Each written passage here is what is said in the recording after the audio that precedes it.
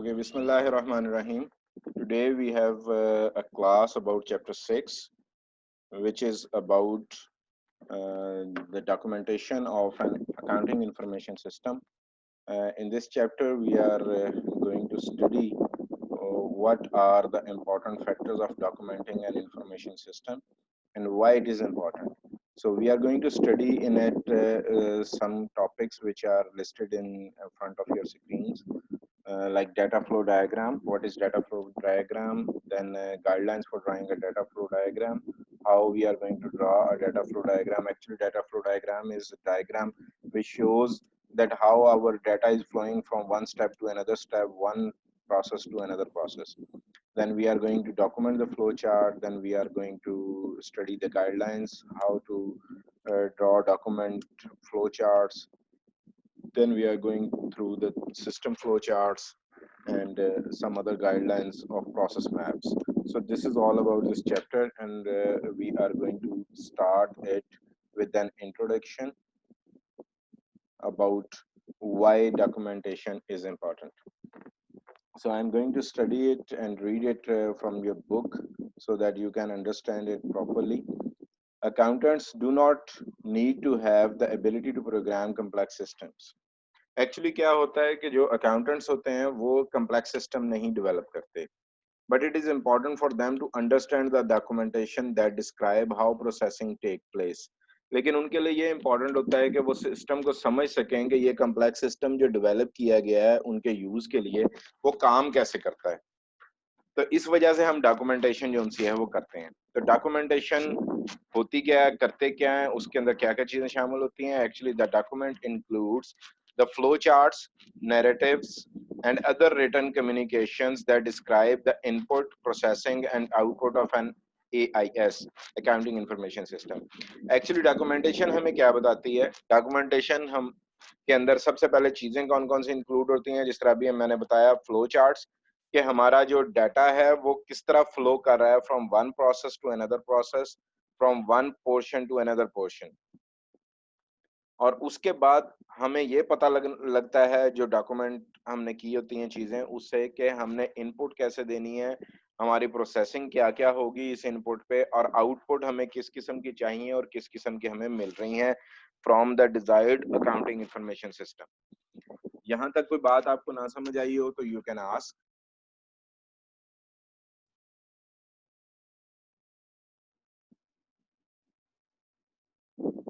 मेरी आवाज आ रही है अब तक? जी सर, आ रही है. Okay. Documentation also describes the logical flow of data within a computer system and the procedures that employee must follow to accomplish application tasks. Here are 9 reasons why documentation is important to AIS. Number 1, depicting how the system works. Observing large AIS in action is an impractical way to learn about them, even if they are completely manual. In computerized system, it is impossible to understand system without thorough documentation because the processing is electronic and therefore invisible. So यहाँ पे हमें वो क्या बताना चाह रहा है, कह रहा है कि ये एक्चुअली हमें बताता है कि काम कैसे कर रहा है हमारा सिस्टम. अगर हम एक मैनुअल सिस्टम पे भी काम कर रहे हो तो भी हमें उसके साथ हमें मैनुअल चाहिए होता है, हमें उसके रूल्स पता होने चाहिए, हमें उसके काम करने का तरीका पता होना चाहिए. जबकि हम यहाँ पे डील कर रहे हैं कंप्यूटराइज्ड इंफॉर्मेशन सिस्टम के साथ, जहाँ पे प्रोसेसिंग जितनी भी हो रही है वो हमें नजर नहीं आ रही. तो हमारे लिए ये और ज्यादा जरूरी हो जाता है कि हम उन प्रोसेसेस को डॉक्यूमेंट करें ताकि हम ये समझ सकें कि अच्छा ये हमने इनपुट दी थी, इस पे ये प्रोसेसिंग हुई, उसके बाद हमें इस किस्म की आउटपुट मिली. अगर हमें आउटपुट गलत मिल रही है तो हम उसको रोल बैक कर सकें, हम उसे समझ सकें कि अच्छा हमने यहाँ पे ये गलती की थी, इसलिए प्रोसेसिंग ने इस तरह इसको प्रोसेस किया और इसलिए हमारी आउटपुट खराब आई. So examination of written description and diagram of the input processing steps and outputs is an efficient method for understanding key components of system. This is one purpose of documentation, to help explain how an AIS operates. Documentation basically helps employees understand how a system works, assist accountants in designing controls for it, demonstrate to managers that it will meet their information needs, and assist auditor in understanding the system that they test and evaluate. So यहाँ पे इसने हमें बहुत सारे stake holders बता दिए हैं कि ये डॉक्यूमेंटेशन जो हम करते हैं उसके एक्चुअली स्टेक होल्डर्स कौन कौन से हैं। सबसे पहले उसने बात की एम्प्लॉयज की। एम्प्लॉयज के लिए डॉक्यूमेंटेशन इसलिए जरूरी है कि एम्प्लॉयज को ये पता लग जाए कि हमारा सिस्टम काम कैसे करता है।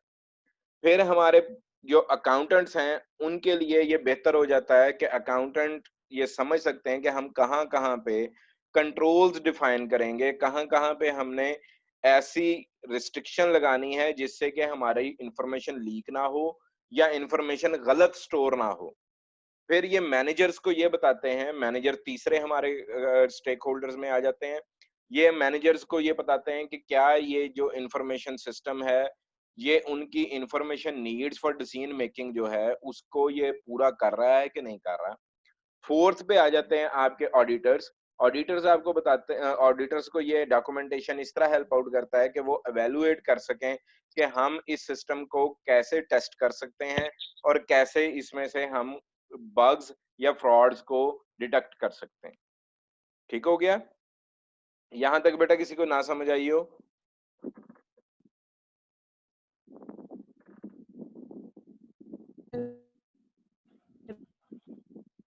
समझ आ गई बेटा?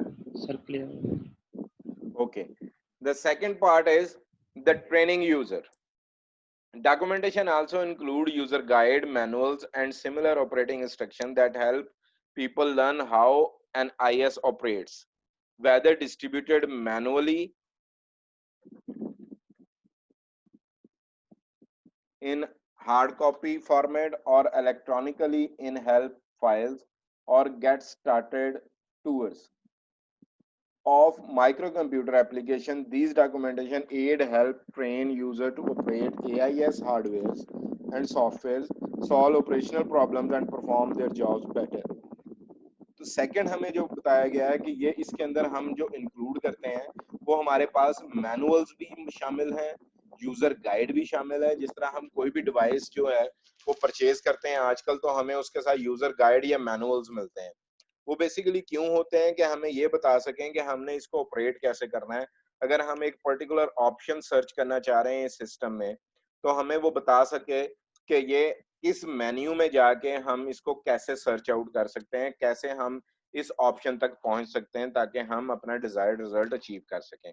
तो ये एक और बड़ी इंपॉर्टेंट चीज है जो डॉक्यूमेंटेशन जब हम करते हैं तो उसके अंदर यूजर गाइड और मैनुअल्स मौजूद होते हैं जिससे कि हम अपने एम्प्लॉयज को ट्रेन कर सकते हैं कि इस इंफॉर्मेशन सिस्टम को कैसे चलाया जा सके। Third part is designing new system. अब अगर हमारे पास एक एग्जिस्टिंग सिस्टम मौजूद है और उसकी डॉक्यूमेंटेशन मौजूद है तो अगर हम उसको अपग्रेड करना चाह रहे हैं या कोई और नया सिस्टम हम डेवलप करना चाह रहे हैं तो हमें काफी हेल्प आउट करता है। Documentation actually helps system designer develop new system in much the same way that blueprints helps architect design building. अब अगर हम देखें कि एक बिल्डिंग बनानी हो हमने तो हमें एक आर्किटेक्ट से हमने एक नक्शा बनवाया होता है तो उस नक्शे के तहत हमें वो बड़ा आसानी से हम डिजाइन कर लेते हैं कि ये बिल्डिंग कैसे बनेगी। अगर वो नक्शा मौजूद ना हो तो हम वो बिल्डिंग को अच्छे तरीके से डिजाइन नहीं कर सकते। तो हम हैपहैजर्ड सा काम करेंगे। कभी हम यहाँ पे एक कमरा बना लेंगे, कभी यहाँ पे एक वॉशरूम बना लेंगे, कभी यहाँ पे ड्राइंग रूम बना लेंगे, कभी किचन, कभी कुछ। तो हम प्रॉपर तरीके से उसको डिजाइन नहीं कर सकते। Same is the case with an information system कि जब हम उसकी डॉक्यूमेंटेशन कर लेते हैं तो वो जो डेवलपर हैं उनके लिए बड़ा आसान हो जाता है कि हम इसको कैसे डेवलप करें, इसके अंदर क्या क्या रिक्वायरमेंट्स हैं, इसकी आउटपुट्स हमें क्या क्या चाहिए और सारा कुछ। जिस तरह के हमने पहले ईआर डायग्राम्स अपने प्रोजेक्ट में बनाई, हमने अपने टेबल डिजाइन किए और हमने अपने प्रोसेसेस को आइडेंटिफाई किया, तो ये तमाम चीजें उसके अंदर बड़ी इंपॉर्टेंट है कि हमें ये पता हो कि ये काम कैसे कर रहा है। तो वो डेवलपर को जब हम वो डॉक्यूमेंट प्रोवाइड करते हैं तो बड़ा इजीली उसको डेवलप कर देता है। Second is the controlling system development and maintenance cost. Personal computer applications typically imply pre-written off-the-shelf software that is relatively reliable and inexpensive.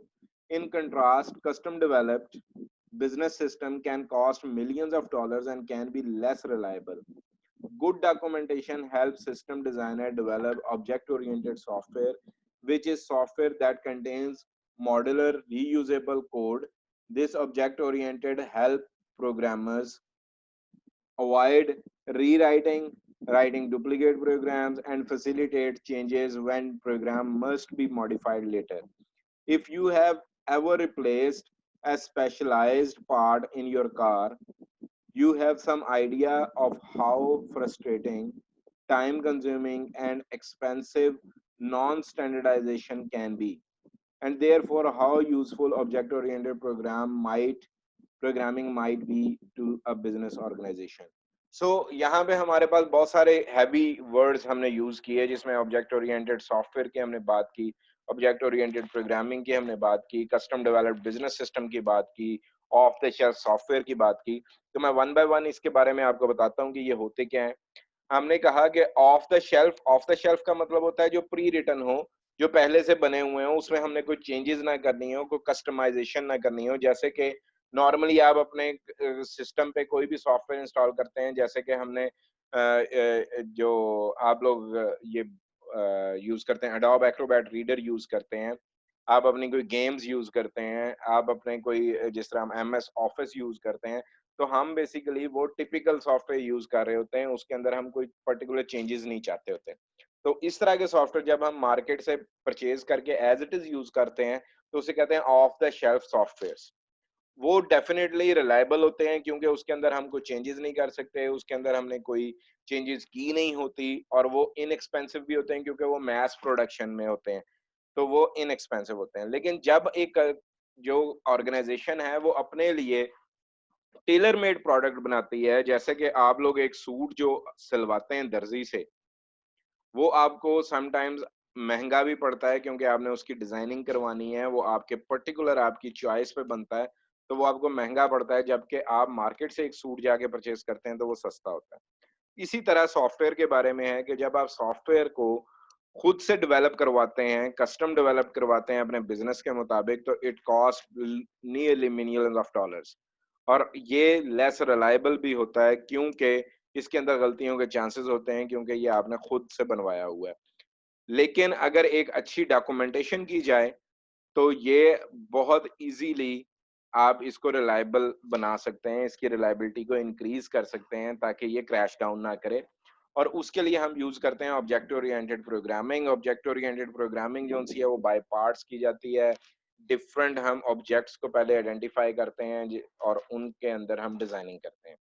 तो ये बेसिकली ऑब्जेक्ट ओरिएंटेड प्रोग्रामिंग का फायदा ये होता है कि ये रीयूजेबल होता है, ये मॉड्यूलर प्रोग्राम होता है, और ये हम स्टेप बाय स्टेप इसको आगे लेके चल सकते हैं। ऐसा नहीं होगा कि ये हमारा जो हम एक प्रोग्राम हमने बनाना शुरू किया, जिस तरह एक डिपार्टमेंट के लिए बनाया, सेल्स मैनेजमेंट का डिपार्टमेंट जो है उसके अंदर बड़ा अच्छा सॉफ्टवेयर चल रहा है, लेकिन हमें अकाउंटिंग में कोई प्रॉब्लम आ रहा है, लेकिन हमें फिर वो पूरा सॉफ्टवेयर नहीं चेंज करना पड़ेगा, हम सिर्फ और सिर्फ उसका मॉड्यूल चेंज करेंगे जो कि हमारा अकाउंटिंग का होगा।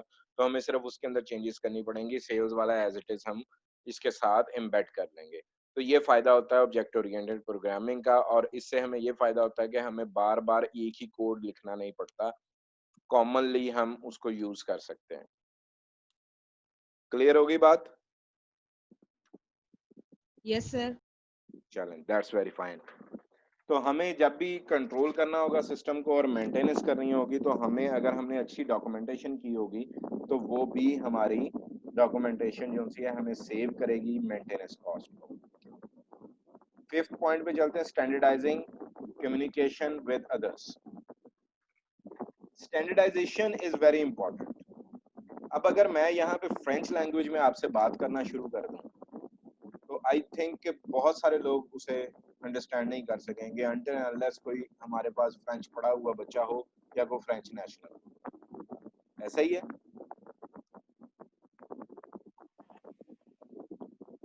आई थिंक कोई भी यस। नहीं है। Yes sir. ठीक है, तो इसका मतलब है कि स्टैंडर्डाइजेशन बेसिकली क्या होती है, ये डिफाइंड प्रोटोकॉल्स होते हैं कि हम जब एक दूसरे से बात करेंगे तो किस लैंग्वेज में करेंगे और किस तरह से करेंगे, वो कैसे समझ आएगी एक दूसरे की बात में। तो स्टैंडर्डाइजेशन किसी भी कम्युनिकेशन का कह लें कि बिल्कुल उसका जिस्ट होता है कि उसके अंदर हम उसके बगैर हम गुजारा नहीं कर सके। तो the useful of narrative description carry very significantly, and a reader can interpret such description differently from what the writer intend. तो हमें स्टैंडर्डाइजेशन करनी पड़ेगी कम्युनिकेशन की डॉक्यूमेंटेशन में, ताकि हम बड़े आराम से समझ सकें। ये ना हो कि एक डॉक्यूमेंटेशन एक को तो समझ आए, दूसरे को समझ ही ना आए। जैसा कि हम क्लास में इंग्लिश और उर्दू यूज करते हैं, I am not using Pashto language, I am not using Sindhi language, I am not using Saraiki language, because these are not standardisation. हमारी स्टैंडर्डाइजेशन जो हमारी है वो है नेशनल लैंग्वेज पे, which is actually Urdu language. Clear? Yes, sir. तो उर्दू लैंग्वेज जो सी है वो सबको समझ आ रही है। सेकंड हमारी जो जिसको हम कहते हैं मीडियम ऑफ इंस्ट्रक्शन है, दैट इज इंग्लिश। तो इंग्लिश भी सबको समझ आनी चाहिए और सबको समझ आती है, इसलिए हम या इंग्लिश में लेक्चर देते हैं या उर्दू में लेक्चर देते हैं, ताकि एक स्टैंडर्डाइजेशन हो। अब एक स्टूडेंट मुझे कहे कि सर मुझे तो उर्दू नहीं समझ आती, आप ऐसा करें ये डॉक्यूमेंटेशन जो सी है ये सिंधी में करते हैं या सराइकी में करते हैं, और मैं वो सराइकी लैंग्वेज में डॉक्यूमेंटेशन तैयार कर लेता हूँ, तो वो सिर्फ और सिर्फ उसी को समझ आएगी, बाकी और किसी को समझ नहीं आएगी। तो अगर वो डॉक्यूमेंट मैंने इतनी मेहनत करके बनाया है और उसके बाद मैं उसको किसी और के सामने रखता हूँ कि यार ये वो बंदा हमारा चला गया है या नागहानी सूरत हाल में उसकी डेथ हो गई है, अब मैंने एक नया बंदा हायर किया है जो कि सराइकी नहीं है, तो वो कैसे उस सिस्टम को डेवलप करेगा? वो डेवलप नहीं कर सकेगा, क्योंकि हमने स्टैंडर्डाइजेशन नहीं की। तो स्टैंडर्डाइजेशन करना डॉक्यूमेंटेशन की बड़ी जरूरी होती है, और ये डॉक्यूमेंटेशन जब हम करते हैं तो वो बेसिकली हमारे सॉफ्टवेयर को एक स्टैंडर्डाइज फॉर्मेट में ले आता है, जिसमें हमने वो जो वर्ल्ड फेमस चीजें हैं, जो वर्ल्ड रिकग्नाइजेबल चीजें हैं, जिसमें ईआर डायग्राम्स हैं, सिस्टम फ्लो चार्ट्स हैं, डाटा फ्लो डायग्राम्स हैं, this is understandable by everybody. तो ये हम इसके थ्रू अपने सिस्टम को डिफाइन करते हैं। क्लियर होगी बात? Yes, sir. Yes, sir. Okay, then there is an auditing AIS। अब हमने क्या करना है, हमें जो इंफॉर्मेशन सिस्टम है उसको उसका ऑडिट भी करना होता है कि ये हमारा काम ठीक कर रहा है, ये हमारी डिजायर्ड चीजें पूरी कर रहा है, हमारे कंट्रोल्स ठीक हैं। तो documentation basically helps depict audit trails. ये हमें क्या करता है कि हमें जो ऑडिट है वो कब हुआ, कैसे हुआ, क्या क्या हुआ, कौन कौन सी ट्रांजैक्शन हुई, वो तमाम चीजें एक ट्रेल जो उनसी है वो बनाता है। When investigating an AIS, for example, the auditor typically focus on internal controls. Internal controls are very important कि कहीं पे कोई गलती तो नहीं हुई, कहीं कोई इंफॉर्मेशन लीकेज तो नहीं हुई, क्या ये सिस्टम ऐसा है कि ये गलतियों को खुद से पहले ही प्रीएम्प्टिव अप्रोच के थ्रू रोकता हो। जैसा कि मैंने आपको जब डेटाबेस हमने बनाई, हमने डेटाबेस में कंट्रोल्स पढ़े, जिसके अंदर हमने सबनेट मास्क वगैरह इस तरह की चीजें पढ़ी, जिसके अंदर हमने कहा कि ये कंट्रोल्स हैं जो हमें अवॉइड करवाते हैं कि हम गलत डाटा एंट्री करें। तो ये बेसिकली क्या होते हैं, इंटरनल कंट्रोल्स होते हैं। इन सच circumstances documentation helps auditor determine the strengths and weaknesses of a system controls, and therefore the scope and complexity of the audit. Similarly, auditor will want to trace sample output to the original transaction that created them, like tracing inventory asset back to original purchases. System documentation helps auditor perform these tasks. So basically, this information system and this documentation helps auditors in auditing process how to trail the transactions, and how they are going for the original purchases, how they are going to trace back the transactions. So this is very important. Last but not the least, that is the documentation business process. अब business process जो सा है वो हमें document करना पड़ता है जब हम documentation of an information system की बात करते हैं। तो यहाँ पे हमें ये भी फायदा हो जाता है कि हम बिजनेस प्रोसेस को समझ सकें। ठीक है, तो ये डॉक्यूमेंटेशन हमें हेल्प करती है, मैनेजर्स को हेल्प करती है कि वो समझ सकें कि एक्चुअली ये बिजनेस प्रोसेस हमारा कैसे चल रहा है। Complying with the Sarbanes Oxley act, ये एक एक्ट है जो इंटरनेशनली अवेलेबल है, तो इसके अंदर हम इसकी ज्यादा बात नहीं करेंगे। तो जितने भी हमारे एक्ट्स हैं, जितने भी हमारे लोकली जो हमारे गवर्नमेंट के लॉज होते हैं, उनको अबाइड बाय करने के लिए भी हम अपने सिस्टम को यूज कर सकते हैं। डॉक्यूमेंटेशन के थ्रू हमें ये बताया जा सकता है कि ये सिस्टम के हमारे रूल्स हैं, ये हमारे गवर्नमेंट की कंपल्शंस हैं हम पे, ये गवर्नमेंट के रूल्स एंड रेगुलेशंस हैं जिनको हमने फॉलो करना है while creating an information system. And now we are going towards the last. This is establishing accountability. Manual signatures or business and government documents allow employees and government agents to execute their responsibilities, create audit trails, and establish accountability for their actions. Basically ये documentation जो सी है वो हमें क्या करती है कि ये हमें अलाउ करती है कि हम एम्प्लॉय को, गवर्नमेंट एजेंट्स को, उनकी जो रिस्पॉन्सिबिलिटीज हैं उनको प्रॉपर तरीके से हैंडल कर सकें। ऑडिट ट्रेल्स, जिस तरह भी हमने पहले पढ़ा कि ऑडिट ट्रेल्स कैसे बनती हैं, ऑडिट ट्रेल्स क्या होती हैं, वो सारे हम डॉक्यूमेंटेशन के थ्रू कर सकते हैं। और अकाउंटेबिलिटी एक्शंस, यानी हम सेल्फ अकाउंटेबिलिटी भी कर सकते हैं थ्रू आवर सिस्टम। तो हम एक चेकलिस्ट बना सकते हैं अपने आउटकम्स की कि मंथ एंड पे हमें जर्नल एंट्रीज, अकाउंटिंग वगैरह में क्या हमें चीज़ें परफॉर्म करनी है। तो ये हमें बड़ा आराम से अकाउंटेबिलिटी की तरफ लेके जाती है हमारी डॉक्यूमेंटेशन। तो यहाँ तक अगर आपको कोई बात ना समझ आई हो, अगर ये सब क्लियर है तो हम आगे चलते हैं अपने डॉक्यूमेंटेशन की तरफ कि मेथड्स कौन कौन से हैं डॉक्यूमेंटेशन के, जिसके अंदर सबसे पहले हमारे पास DFD यानी कि डाटा फ्लो डायग्राम्स आ जाती हैं।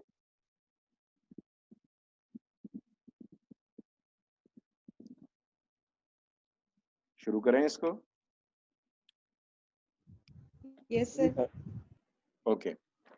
सो अभी हमने बहुत दफा जिक्र किया data flow diagram, data flow diagram, data flow diagram. तो अब वो हम पढ़ने जा रहे हैं एक्चुअली कि डाटा फ्लो डायग्राम एक्चुअली है क्या। Data flow diagram in the development process, for example, as a tool for analyzing an existing system or as a planning aid for creating a new system. This documentation data flow are important for understanding an AIS. Many of the remaining chapters of this book use DFDs to illustrate the flow of data. Different types of data diagrams give different views of system, which is why reviewers may need multiple diagrams to fully comprehend a system. For example, an ER diagram indicates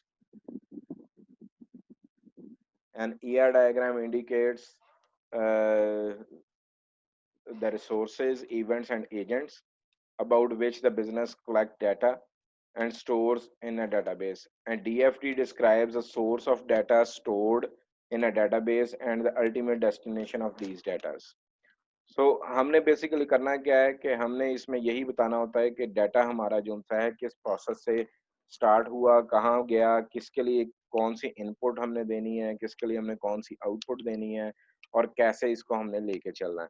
तो यहाँ पे मुख्तलिफ symbols होंगे हमारे पास, जो हमें symbols के through हम बता सकते हैं कि ये बेसिकली किस लिए है। अब यहाँ पे देखें, ये एक स्क्वायर बना हुआ आपको नजर आ रहा है, ये एक एक्सटर्नल एंटिटी के लिए, डाटा सोर्स और डाटा डेस्टिनेशन के लिए, कि अगर हमने कोई डाटा कहीं पहुंचाना है या कहीं से हमने डाटा उठाना है तो ये एक्सटर्नल एंटिटी हम उसको इस तरह से शो करेंगे स्क्वायर की सूरत में। जब हम डाटा फ्लो की बात करते हैं तो this is shown by an arrow.